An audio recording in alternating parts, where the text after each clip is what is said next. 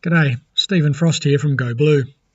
Today's video covers some diverse territory, from Cambodia, living wages and H&M, to the Clean Clothes campaign, a Cambodian NGO called the Centre for Alliance of Labour and Human Rights, or Central, Better Factories Cambodia, and an organisation called Better Buying.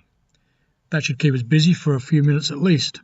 To understand how all these come together, we need to backtrack a bit to November 2013, when H&M laid out a plan to pay a fair living wage to some 850,000 textile workers by 2018, saying governments were acting too slowly.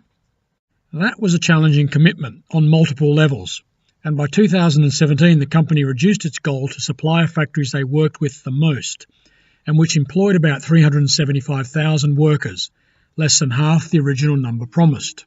This reduction didn't go unnoticed.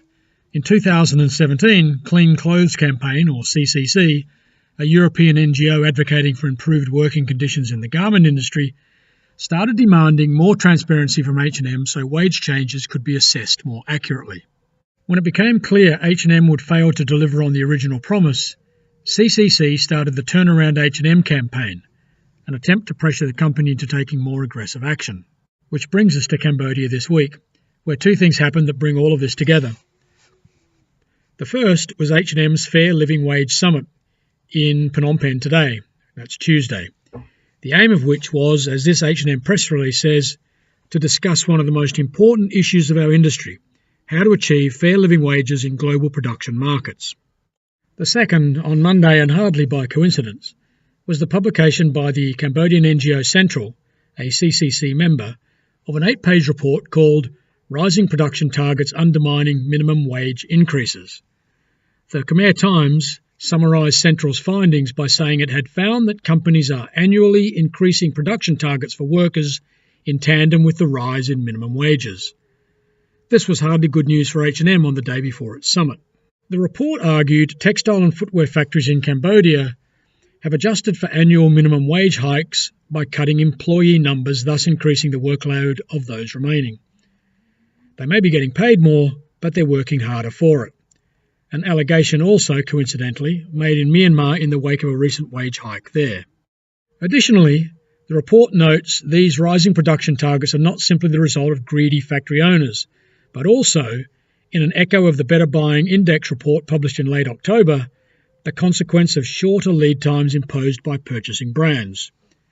So much, a reader might infer, for H&M's promise of living wages in Cambodia. But it gets worse. For the report, Central collected payslips and held consultative meetings with 41 workers from 11 factories in Phnom Penh to ascertain wages and production targets. As the list here shows, 4 of them are H&M suppliers. With the monthly minimum wage still at USD 170, it will rise in January to 182, the report claimed monthly living expenses minus children's education, the repayment of debts or healthcare costs, averaged out at 180 to 190 per month. Again, hardly a living wage, no matter how you calculate it. On a final note, and to slot in the last piece of the jigsaw, Central took aim at the most recent Better Factories Cambodia annual report, saying that all the factories were inspected by BFC. And while BFC discussed factory compliance with respect to wages and piece rate wages, it omitted discussion of production targets and the impact of those targets both on wages and on working conditions more generally. H&M said today average wages, excluding overtime, at supplier factories producing for H&M Group is 24% higher than the minimum wage level for Cambodia. The question is whether that's enough. What do you think? Anyway, that's enough from me for now. I'll see you next time.